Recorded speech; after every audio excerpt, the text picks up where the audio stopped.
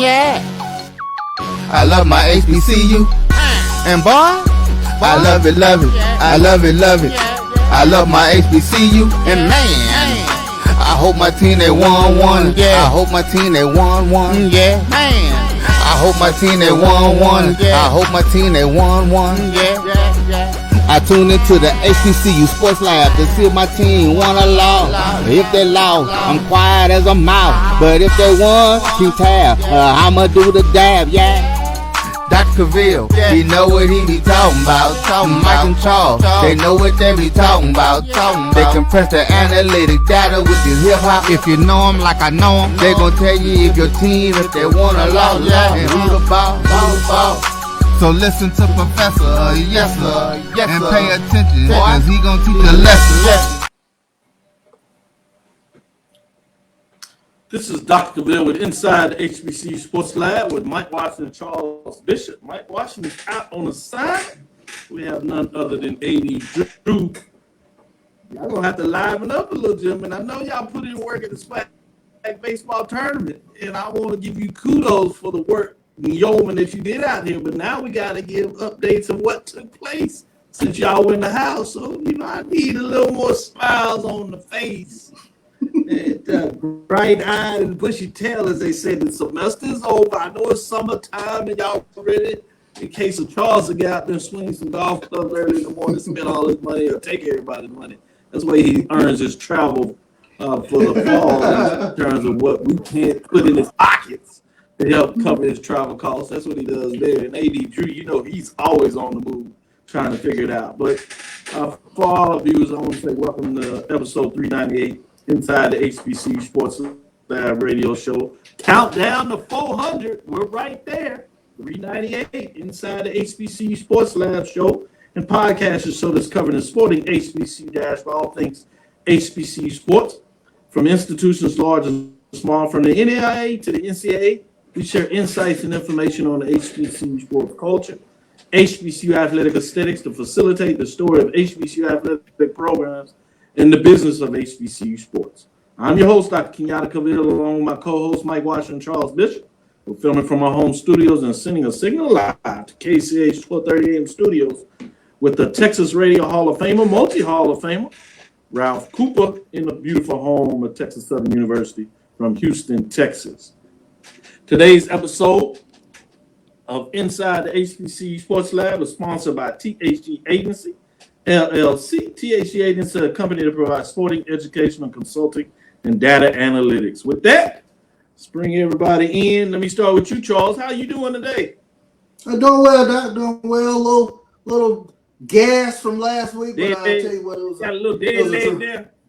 Yeah, a little dead leg, but I tell you what, it was a tremendous experience. I want to thank the SWAC. I want to thank Andrew Roberts, Commissioner McClellan for the opportunity last week to do a sideline during the SWAC baseball tournament. Definitely want to thank Santoria Black, Charles Edmond, as well as Coach Kador, and definitely the producer James Crenshaw. They did a young work last week, and I was appreciative to be part of that broadcast last week. Well said, well said. I just wanted to give you your kudos in terms of a job well done, in terms of what I saw personally and what I personally heard a lot of people said. So great job to get out there and get it done. I agree with you. Kudos for all those that made it happen in terms of what's going on, but great work. Hope to see more of it. Yes. With that being said, AD Drew, how you doing today? I want to thank all of the above that Charles mentioned and everybody else at the SWAC office for making it a pleasurable experience for me until I was able to get to the ballpark.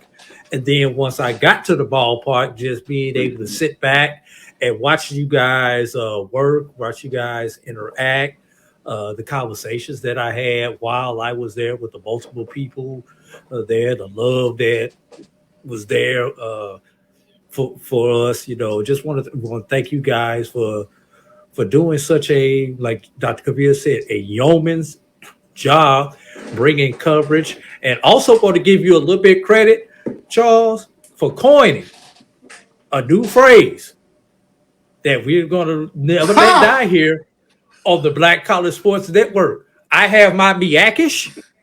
You have your urban jet stream.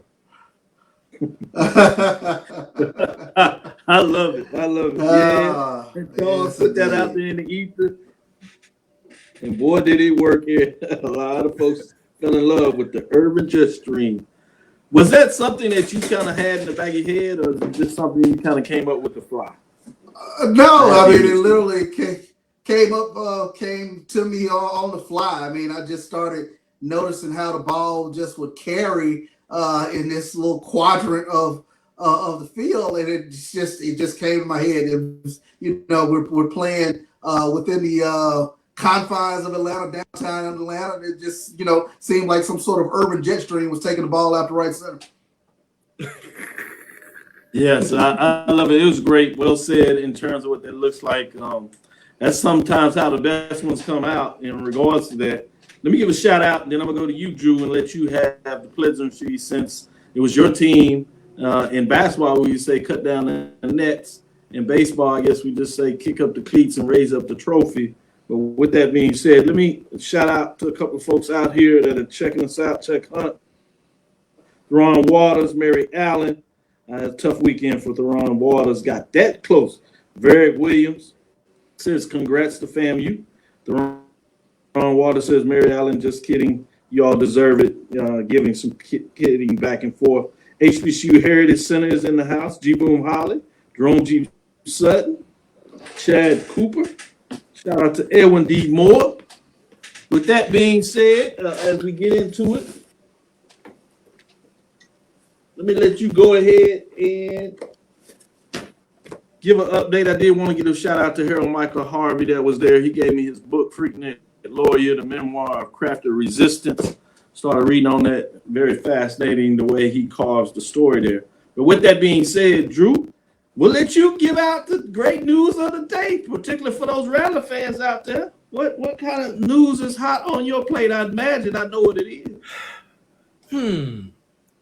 Maybe my lead story should be that Florida A&M claims the SWAC baseball title. This comes from, I'm going to read it from SWAC.org, but I was there to witness it. So I can verify this source, Dr. Cavil.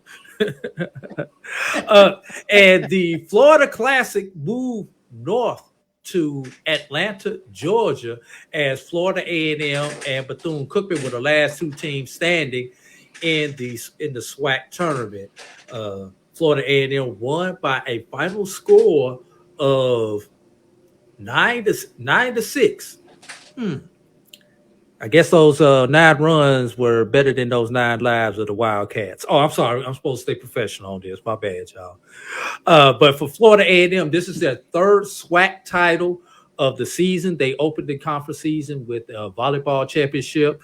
A few weeks ago, they won the SWAC tennis title, and now they are heading off to play the University of Florida in the regionals for the baseball championship. Florida A&M jumped out early 3-0 in the first inning.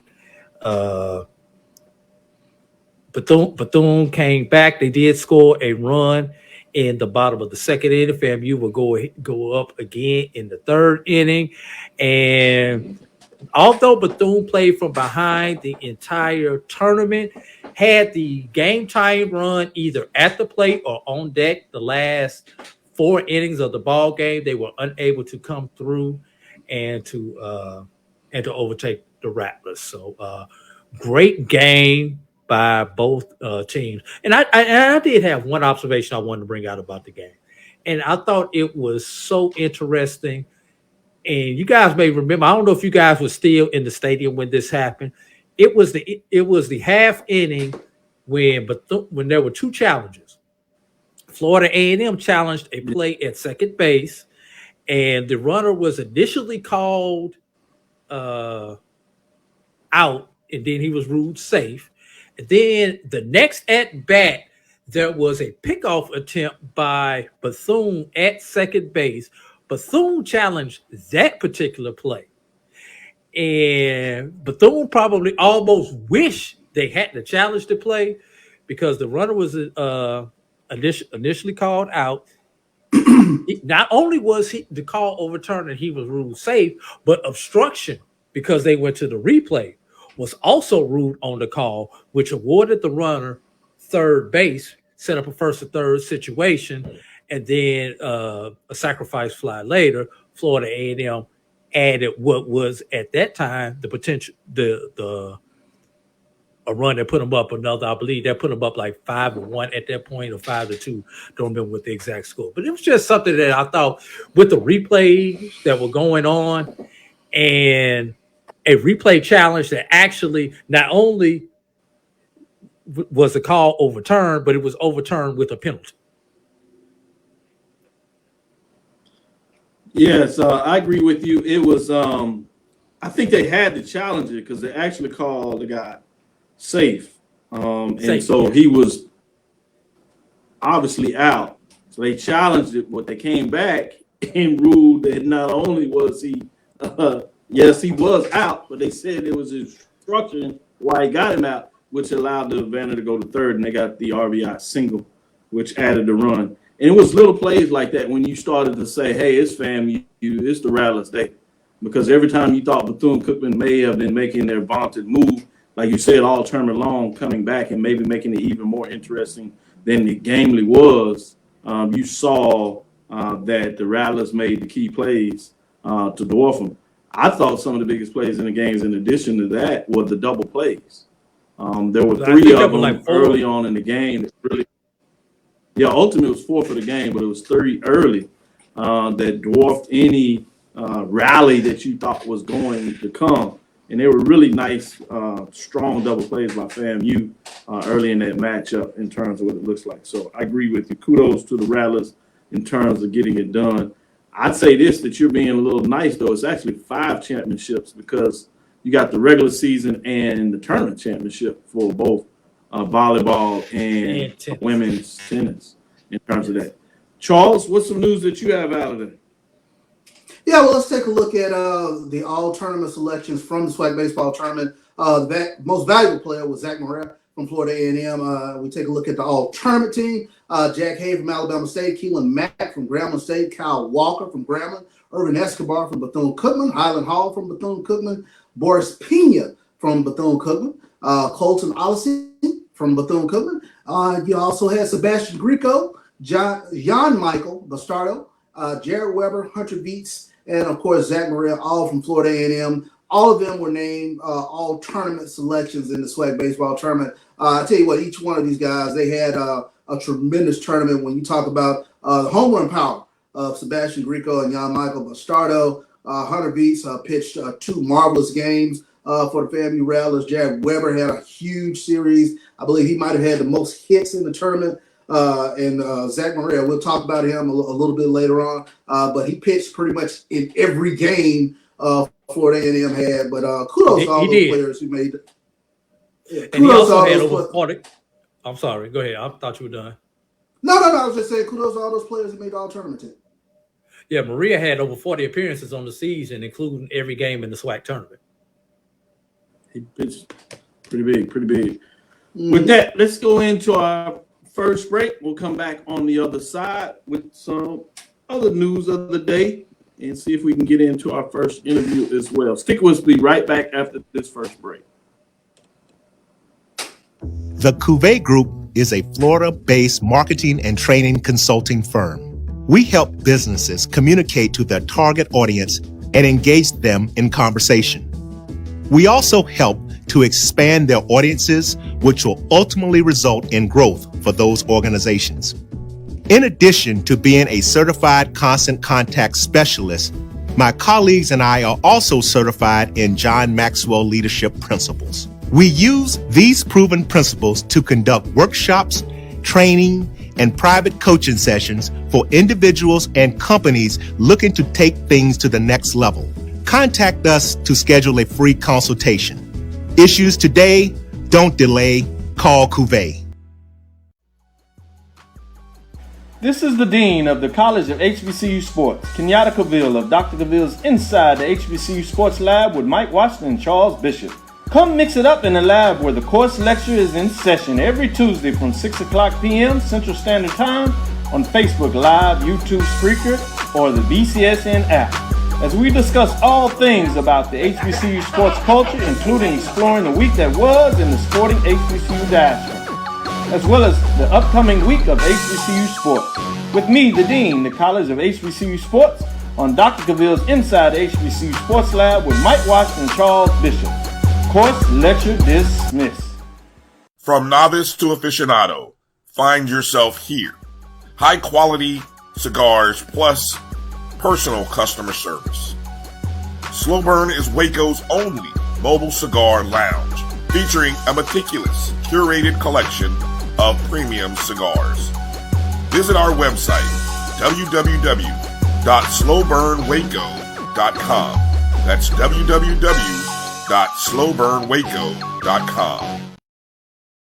Compress the analytic data with your hip hop. If you know them like I know them, they gon' tell you if your team, if they wanna lose, and who the ball. So listen to Professor, yes sir, and pay attention, cause he gon' teach a lesson. AD Drew, if you would reach out to Coach Shouppe.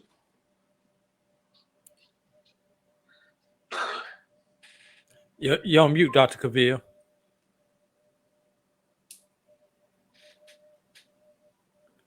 Go ahead, Dr. Cavil.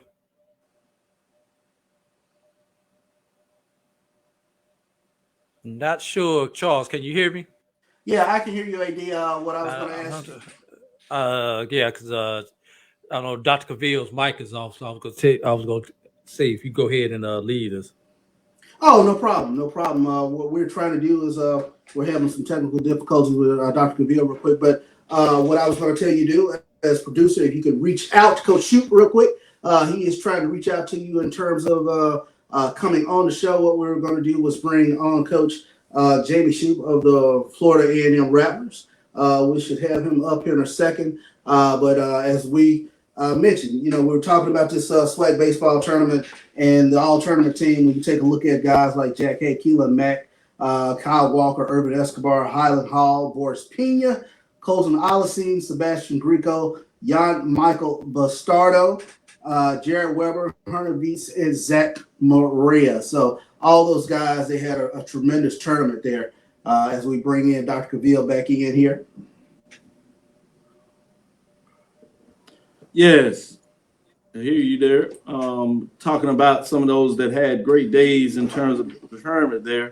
Wanted to get in a little bit about switching over to track and field and get some updates there. As you see, Bison punched 3 tickets to the NCAA Austin as you're going to the NCAA Championship. Howard University's women's track and field wrapped up the weekend at the NCAA East Regional campus of the University of North Florida, punching 3 entries to Austin, Texas for the NCAA Outdoor Championships.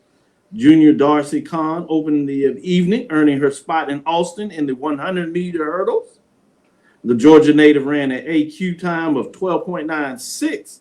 All-American senior Jessica Wright punched her ticket back to the big stage, recording an automatic qualifying time of 57.40 in the 400-meter hurdles for the 3rd consecutive year. A 4x4 400-meter relay squad will represent Howard at the national level. Wright graduate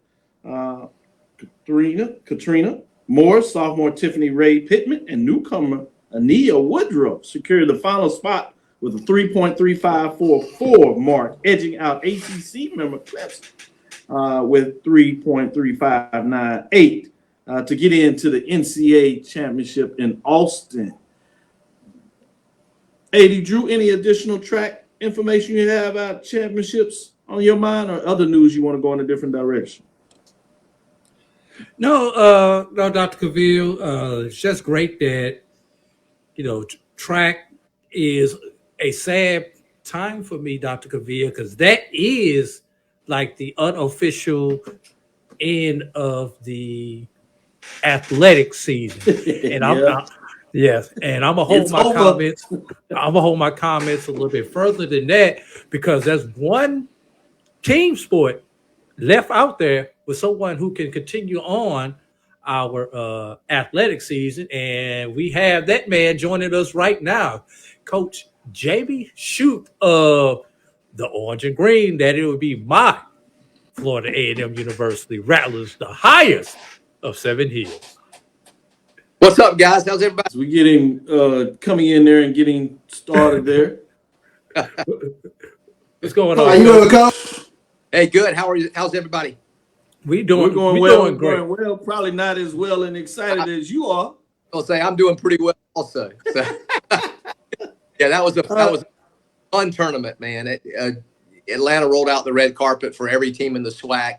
The SWAC did a great job of hosting a tournament. Umpiring was good. The fan support was good.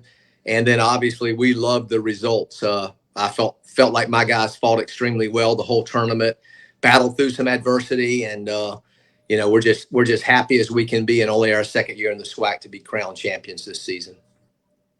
No doubt. Talking about just that, being able to crown yourself second year, that's a nice feat. And you add that on now that you're able to claim a championship in the MEAC, an expansion member of the SWAC. You come in your second year and get a championship there.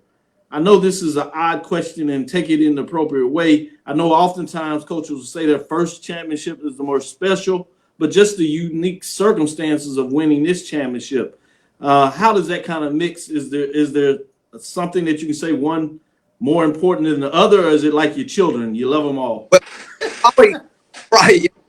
Yeah, probably can't make. There was probably two sides of that, really. My wife it was the Thursday night loss where we had a 4-run lead in that crucial game against the other undefeated team, Alabama State happened to be.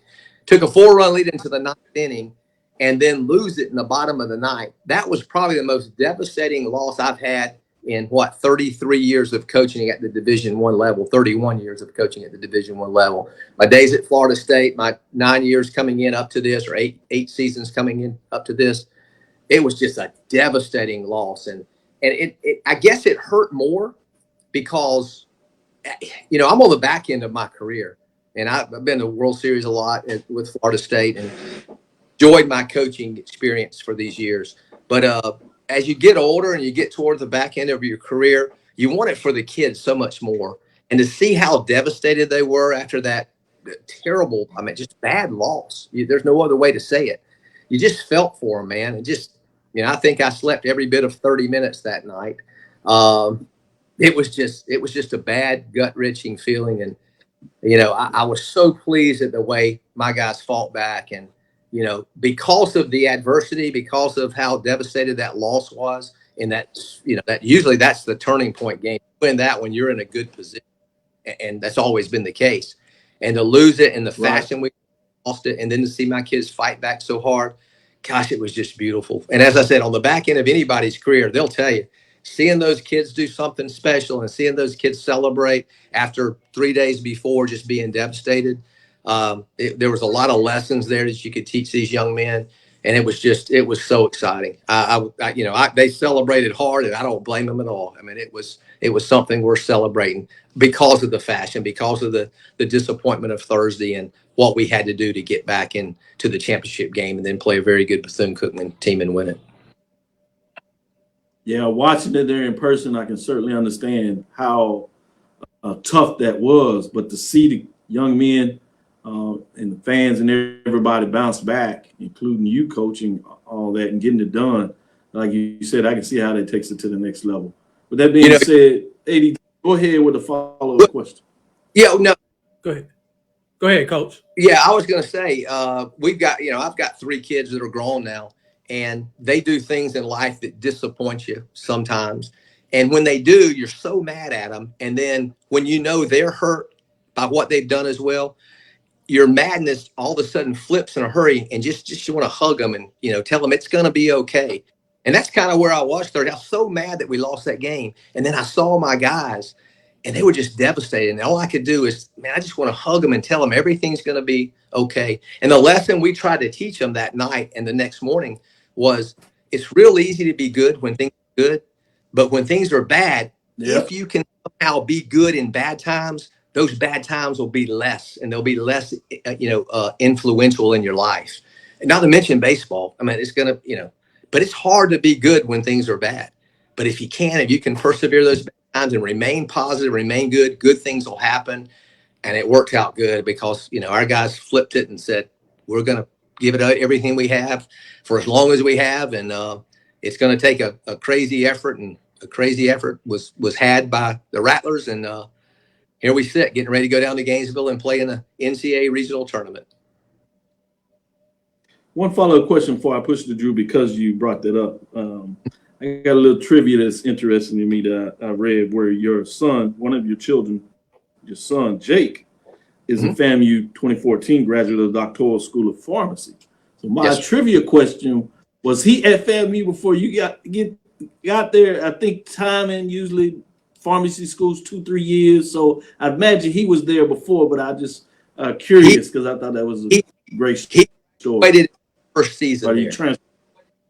He graduated, Jake, pharmacy. Actually, ironically, Dr. Oriaco, who works in the School of Pharmacy, when I came in and did my visit interviewing for the job, Dr. Oriaco was the guy that showed me around, and he and I to this day remain friends. But he was in the pharmacy department and graduated my first year coaching at FAMU.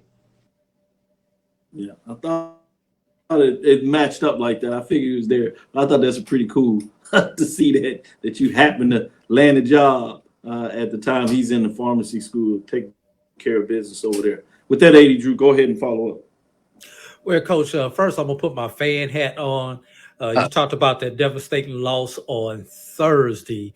When you guys came back Friday morning and won that game 1-0, that as a fan is when we felt like it was going to be okay. We were going to go ahead and make that run into the tournament. Now, put my media hat back on, and we talked about this on our pregame show.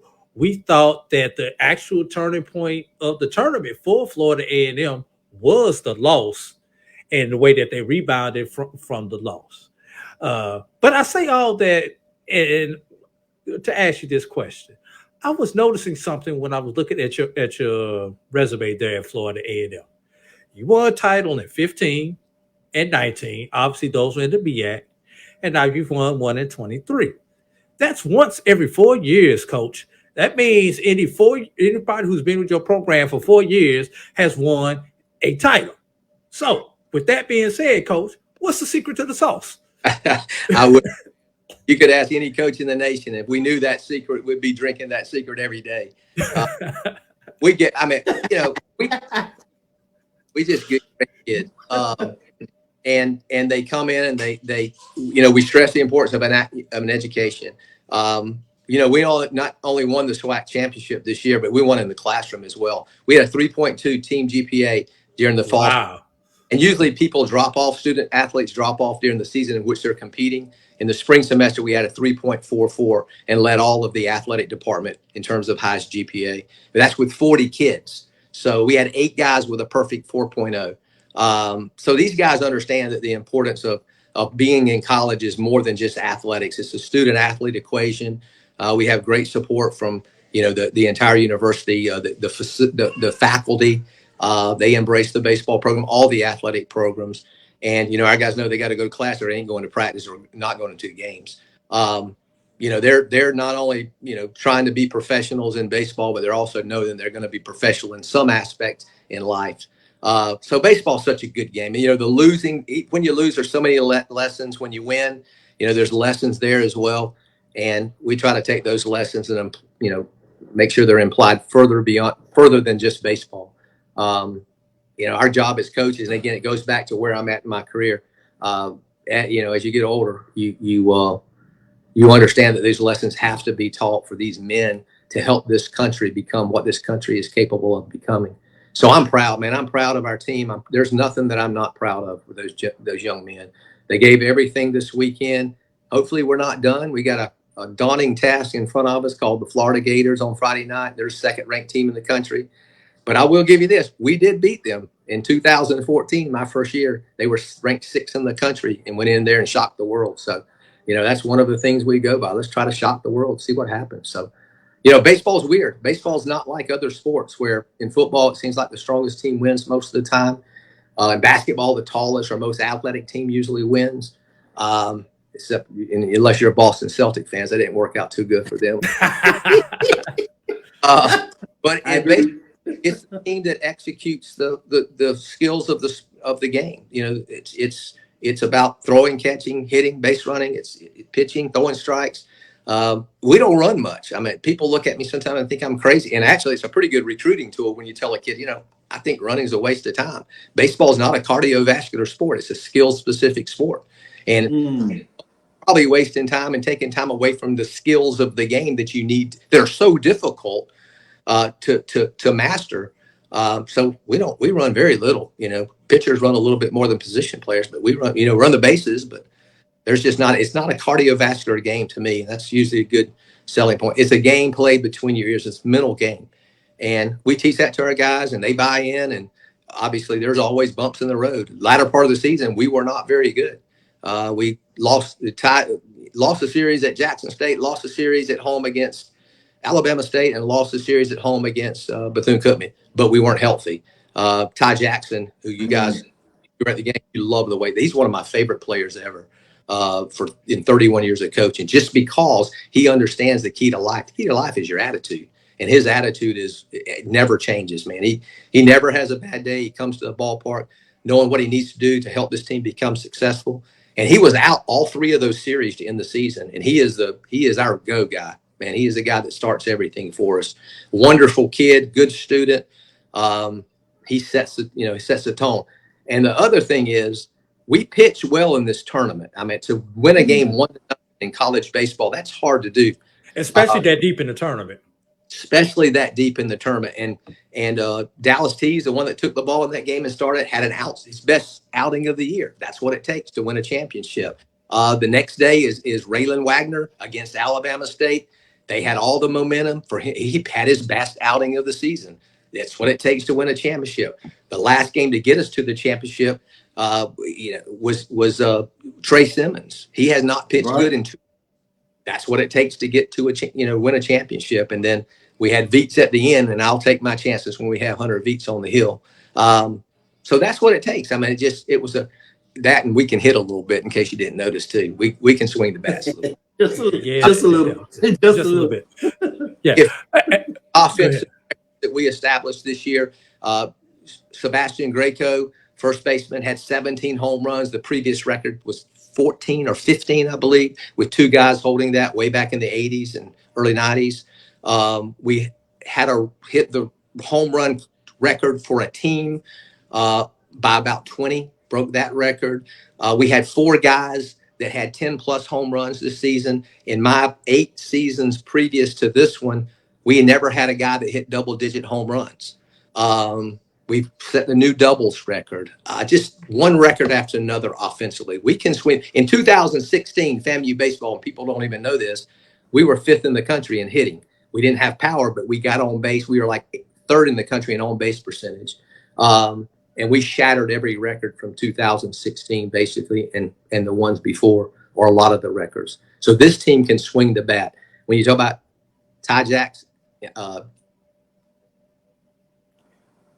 looks like we got some connectivity issues, Dr. Cavil. Yeah, we've been having a sniper in and out. Yeah, because Charles is having some connectivity issues I wanted also. To ask him a little bit about Zach Maria, but we'll see if we can get going. If he comes back in. Call it closed, and then we'll come back on the other side. See if we can get everybody back in with that. This is Dr. Ville inside the HBCU Sports Lab with Mike Washington, Charles Bishop, AD Drew. You just heard the interview with FAMU's championship 2023 SWAC championship coach Shouppe. Stick with us. We'll be right back after this break. Time to call a credit repair company to fix my credit. Hold the phone, man. You can do it yourself with Credit Versio. That's way too hard. Call the credit repair company. Most credit repair companies only work on 1 or 2 accounts at a time, making it slow and expensive. You won't figure that out for months. Ignore him. Credit Versio's brilliant software scans all 3 credit bureaus, finds the accounts that are hurting your score, and guides you through the entire process. Anyone can do it. Let's fast forward and see the results. Wow, I fixed my own credit and saved hundreds. You can do this. Visit creditversio.com. T. Madden & Associates is a sophisticated and experienced law firm located in your neighborhood. We're turning injury to cash. T. Madden & Associates obtained almost $2 million for my injury. They turned my injury to cash. Now, we can't guarantee how much your injury is worth, but we've recovered millions for our clients. Call T. Madden Associates at 833-PAID-123. That's 833-PAID-123. Since 2002, Empowerment Resources, Inc., a nonprofit organization, has empowered more than 1,500 youth and adults in Duval and surrounding counties through its programs Journey into Womanhood, Girls Mentoring, Life Skills for Teens, and Parenting Education Coaching. To get involved with programs, volunteer, or donate, visit www.empowermentresourcesinc.org. Follow us on social media, facebook.com/empowerment.resources and instagram.com/empowermentJAX. Thank you guys for what you do for HBCU athletics. This is a fantastic avenue for all of us. This is our ESPN, so we love what you guys do. Brian, AD, Roy, all you guys at BCSN. We really appreciate what it is that you guys do for us.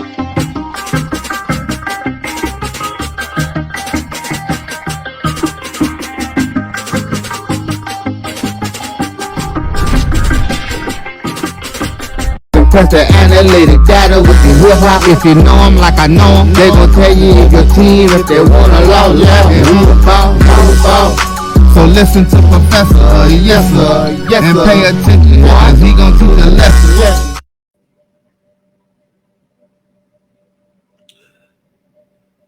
It's Dr. Cavil inside the HBCU Sports Lab.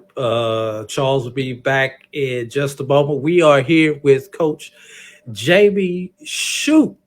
Coach Shouppe, seems like I don't know if it was somebody from Daytona cut you off, or somebody from down in Gainesville cut you off, but somebody cut you off while you were talking there, Coach. So if you happen to remember your thought, go ahead and try to finish your thought. If not, we'll ask you another question.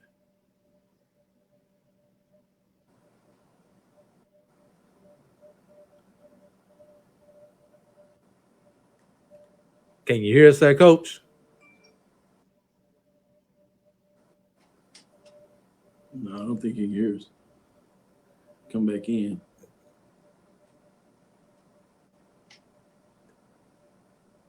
Coach Shouppe, can you hear us? No, he can't hear us. He can't hear us. He can't hear. Nope. Let's go to a break, and we'll just come back on the other side. All right. I have in me the ability to make you a better you.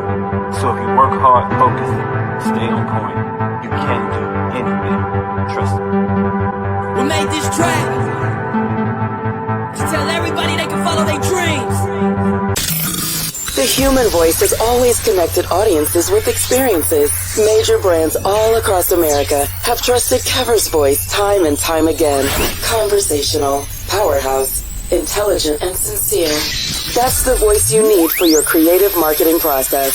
KEAVERSVOICE.com. Kever's Voice, Kever's Voice, KeversVoice.com. Always on, all the time.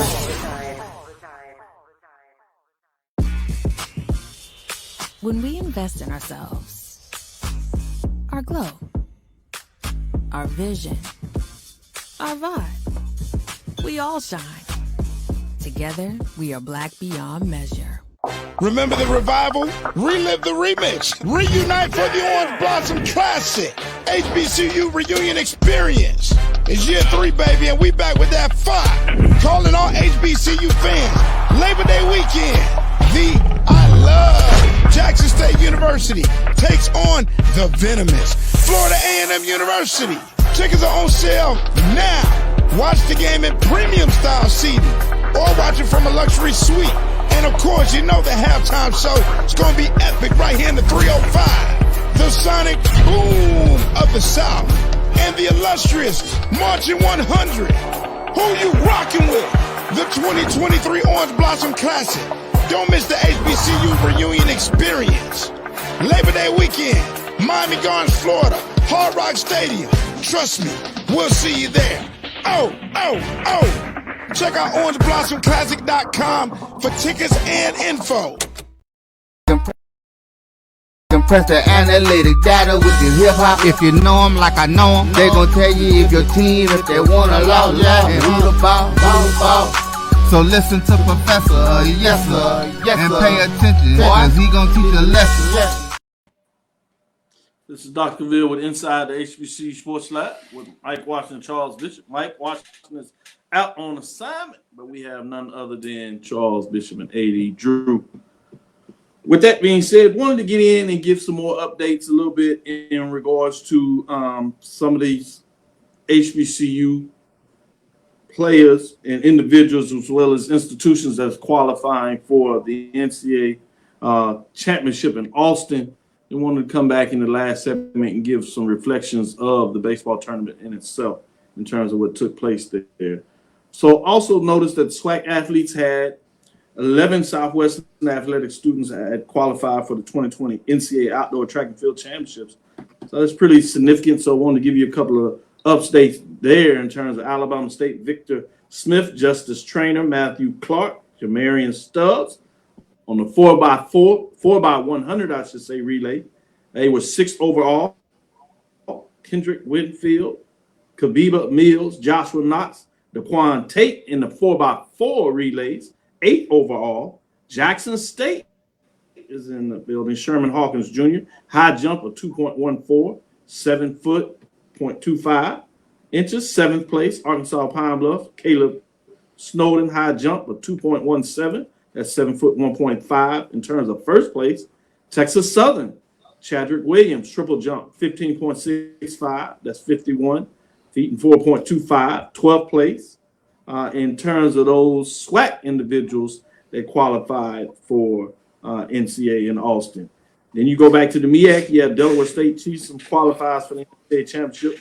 Senior hurler, Tayshawn Chisholm, earned an automatic bid to compete in 110-meter hurdles in the 2023 NCAA Division I Outdoor Track and Field.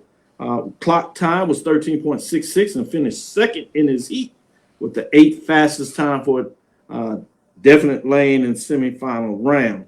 And finally, we have North Carolina A&T runner qualifies NCAA Track and Field Championship from. This is from HBCU Sports. North Carolina A&T track and field team has held multiple NCAA championship qualifiers, as you know.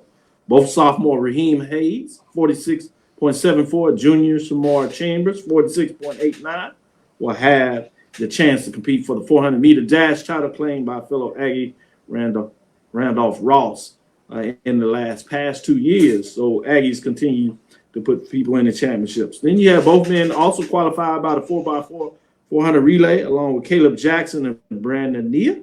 Now, on the women's side, both Paul Salmon and Jada Griffin qualified for 100-meter hurdles, 400-meter dash, respectively, in terms of that race. So fascinating to see the number of HBCU athletes that are having the opportunity to compete for the championship, the NCAA, representing all pretty well in terms of the HBCU landscape. Let me go to you, Charles. What are your thoughts in terms of all these qualifiers out here getting a chance for the NCAA here in Austin? Well, it's very important that you look and see North Carolina A&T. They're continuing their track program. Has that upward trajectory, especially from the national headlines that they've made over the past 2 years. So you take a look.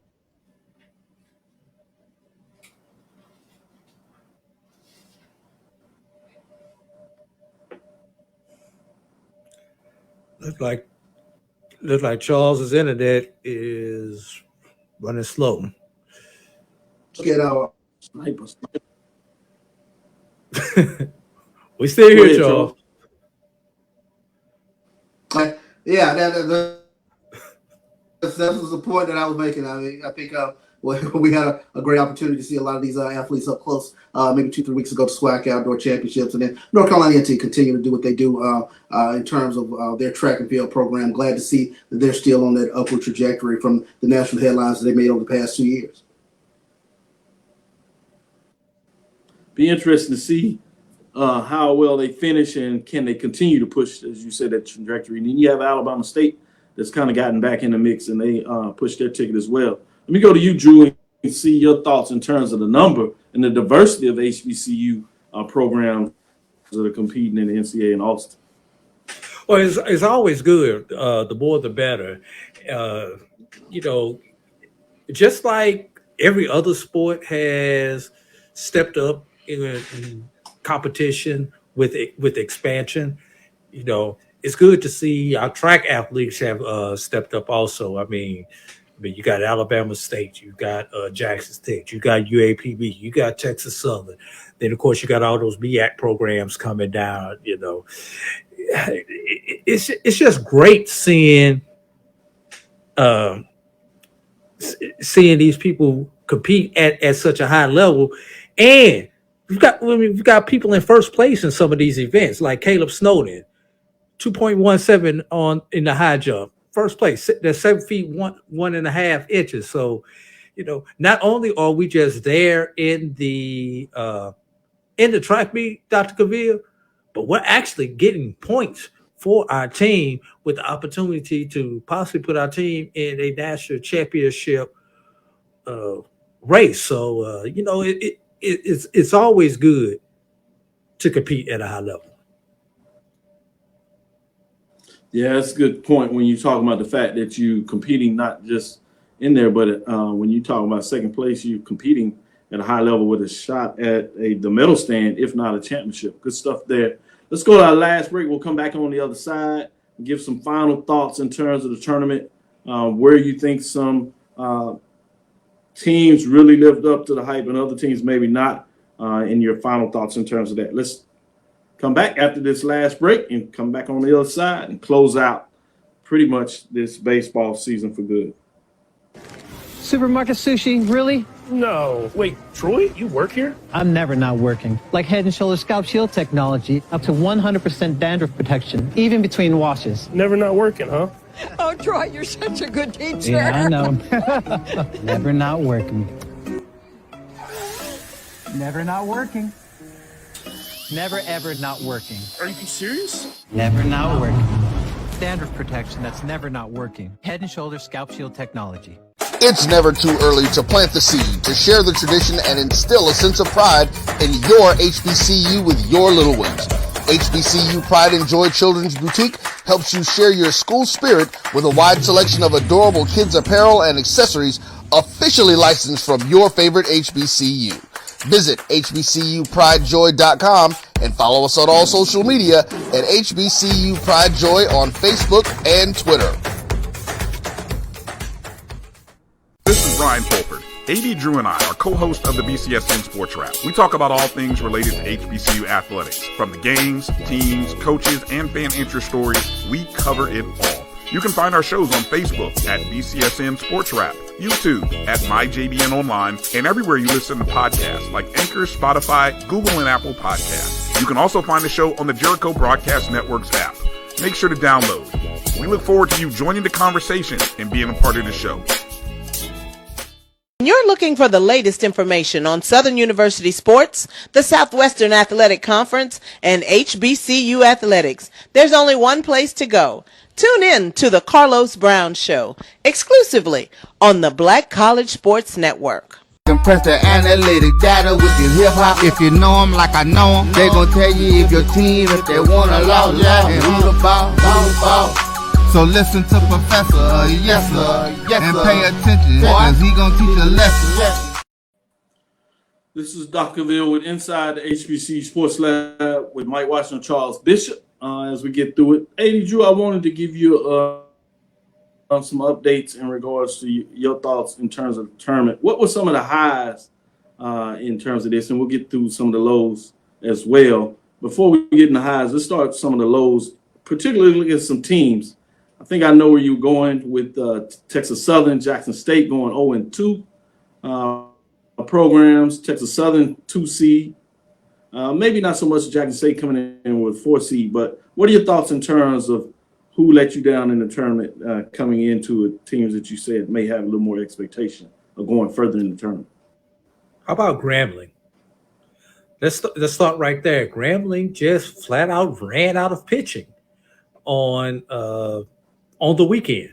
And for a team to be the number 1 seed, you would think that they would have had that third starter, because that's usually how they get to that spot, have it a comparable third starter.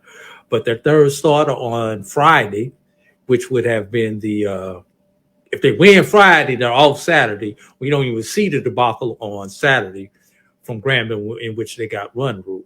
So that would be one team that was disappointing to me as a fan. A team that I was not disappointed in their performance, but they were definitely disappointed in their performance would be Alabama State. I mean, they came in, ran through the East, which is a gauntlet, as we've all found out. The East is a gauntlet.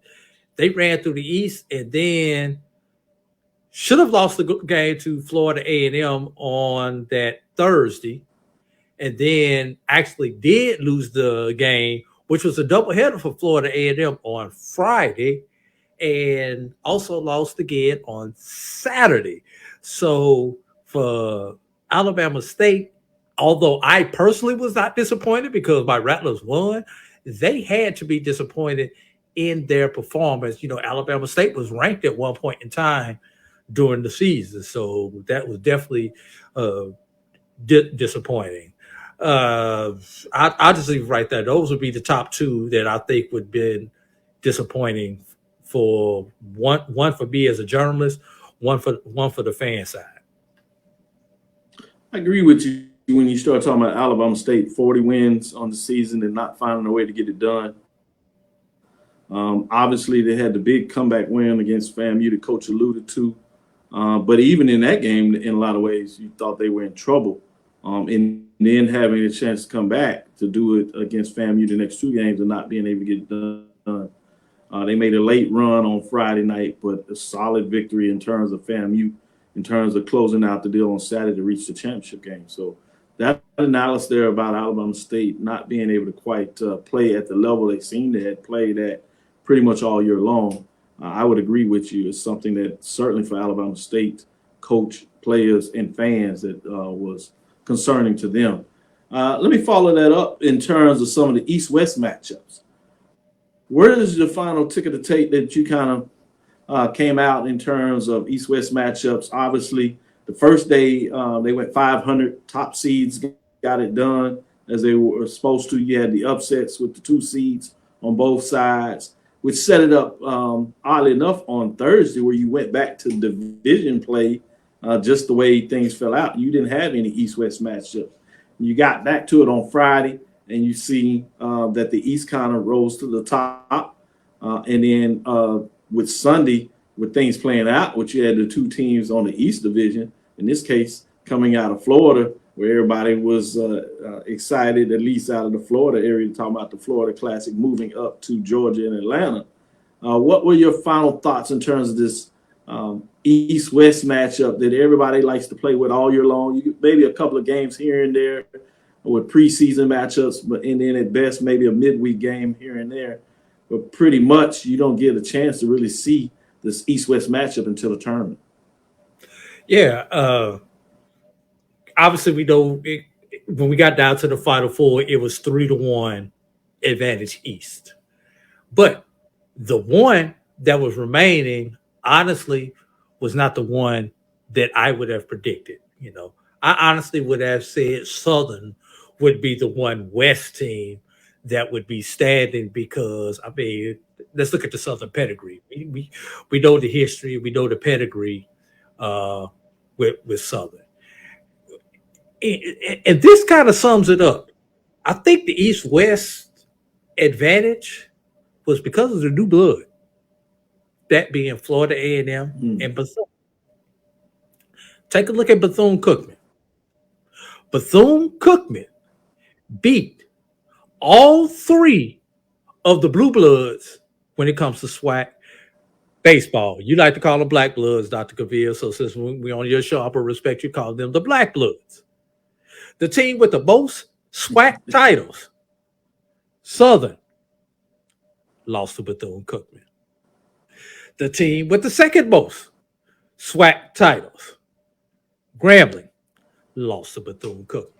The team with the third most SWAC titles, Grambling, lost. I said Grambling, I'm sorry, Jackson State, lost to Bethune-Cookman. And the team out the West who had a lot of recent success. Matter of fact, won the last team to win back-to-back titles in the SWAC, Texas Southern, lost to Florida A&M. So the new blood went through because they happened to be in the East, dominated the black blood programs of the SWAC historically and the recent and in recent history.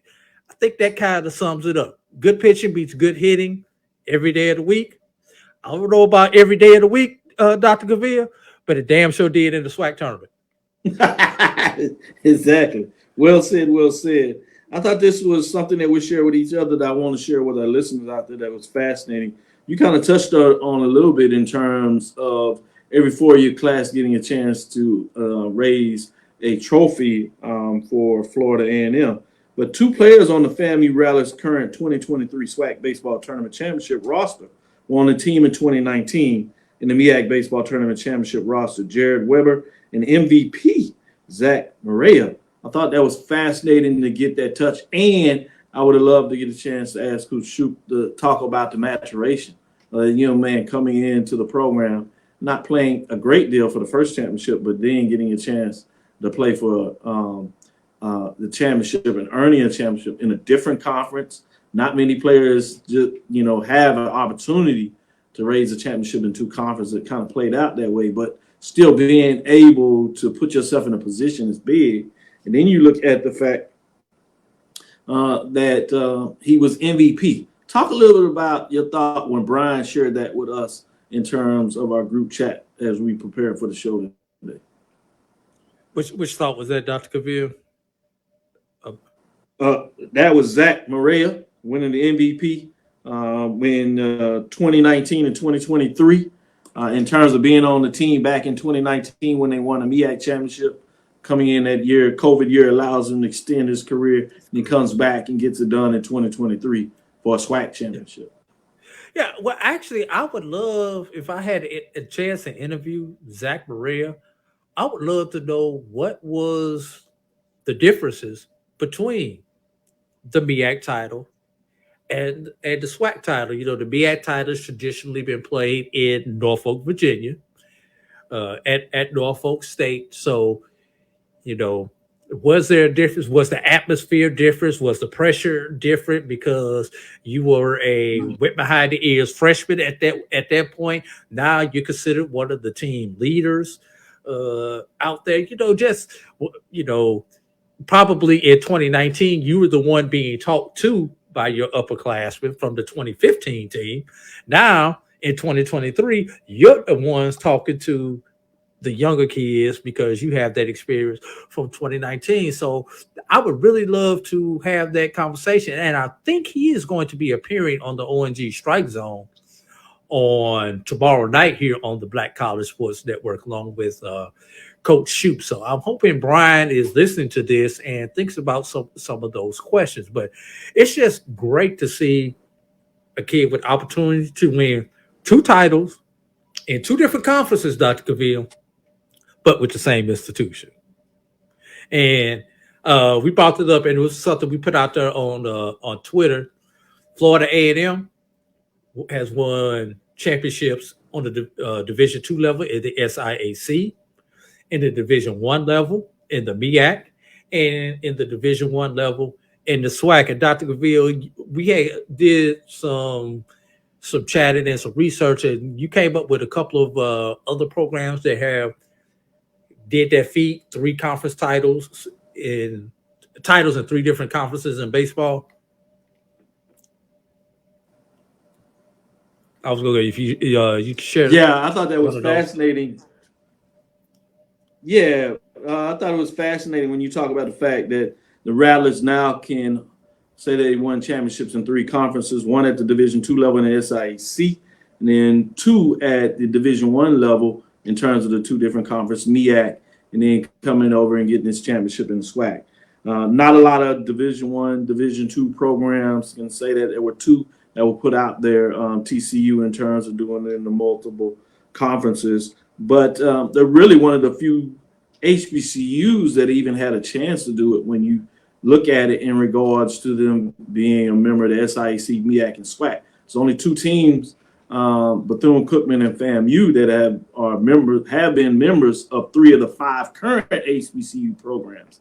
Where it gets a little challenging with the history, obviously, is when you go back to those conferences such as the Eastern Intercollegiate Conference from 1939 to 1966, the South Atlantic Athletic Conference from 1925 to 1968, South Central Athletic Conference from 1923 to 1962, and Southeastern Athletic Conference from 1921 to 1961. So Bethune-Cookman and Savannah State were members of those conferences. And so there's a period of time where you would have to go back and really look at their records to see specifically if they were able to win a championship in one of those conferences, because they have, like several schools have won championships in at least 2 conferences, which goes back, obviously, including FAMU that's done it at 3. You have Alabama State that's done it at SIAC and the SWAC. Bethune-Cookman has done it in the SIAC and the MEAC. Yeah. Delaware State that's done it in the CIAA and the MEAC. Howard that's done it in the CIAA and the MEAC. North Carolina A&T that's done it in the CIAA and the MEAC. South Carolina State that has done it in the SIAC and the MEAC. Savannah State that has done it in the SIAC and the MEAC. Obviously, Norfolk State is another one that has done it in the CIAA as well as the MEAC. So those are the teams that at least have an opportunity in regards to that. But I think it's only 2 that really could even claim, maybe with Bethune-Cookman and South Savannah State, because of those conference affiliation they had in that 60 period where there were some conference tournaments. Question is just how good HBCUs were keeping their records. But obviously with defunct conferences, it's harder to find it. You tend to be able to get that stuff for football, but when you get into basketball, maybe not as much, and you certainly start to lose all the history in baseball, which is unfortunately sad. The FAMU certainly can say, in terms of the modern era, that's why I love that terminology. You can say in the modern era, they are the team that certainly can get it done in terms of what that looks like. But I do think it's important that we don't just put it out there without checking it. So I was really glad that Strike ONZ put it out there as a question, not a declarative statement in regards to seeing, hey, right, in regards to this is what's out there and what could be. So I thought it was fascinating to see with that, and some great conversation is going out there. So we'll continue to keep it up and get it done.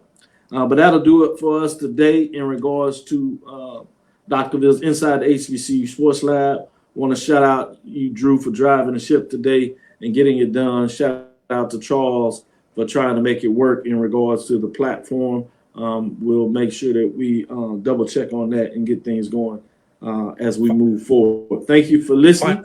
Final Inside the HBCU Sports Lab. Make sure you share our podcast with your friends and colleagues. Go ahead. There's another point you wanted to share in there. I was going to say final baseball rankings will come out on the BCSN SportsWrap on this Sunday. Going to be interested to see what the computers say about this championship versus Alabama State's regular season. So going to definitely be interesting. Yeah, I think it's going to be fascinating to see what the computers say about that in regards to Alabama State and Grambling winning regular season West and Eastern Division. Alabama State was number 1 for much of the regular season, if not just about all of it. Wire to wire, and the poll there. A couple of other polls may have different teams. I think Prairie View one time started at the top, which lets you know the long yeoman part of the season. But obviously, in terms of the BCSN and what you and Brian do at Alabama State wire to wire. So it's going to be interesting to see, can they hold on to it?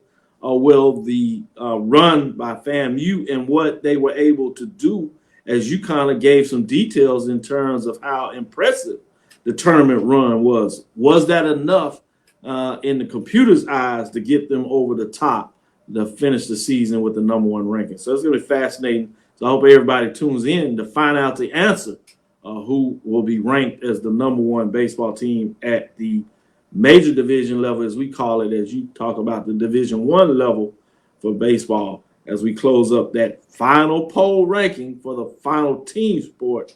Be fascinating to see what that looks like in regards to that. Obviously, we have track and field championship coming up as well. We do not do a poll ranking for the team framework of track and field, so we have some individual people that have a chance to make their own statements. So we'll see what goes on there. I am Dr. Kenyatta Cavil, the Dean of HBCU Sports, coming from inside the lab in the College of HBCU Sports with Mike Watson and Charles Bishop.